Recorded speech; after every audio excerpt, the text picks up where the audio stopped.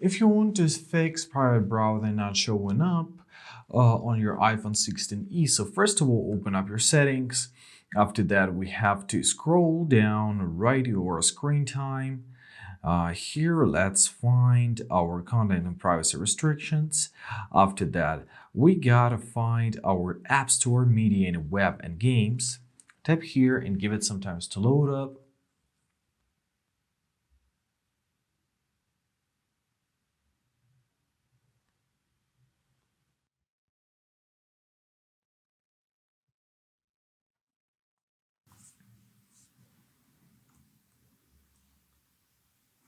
Alright, here we gotta find our web content and make sure that it's set on unrestricted.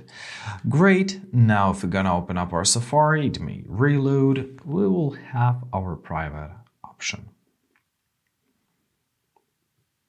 And basically that's it. I hope this video was helpful. Thank you so much for watching. Have a great day and please consider subscribing to our channel.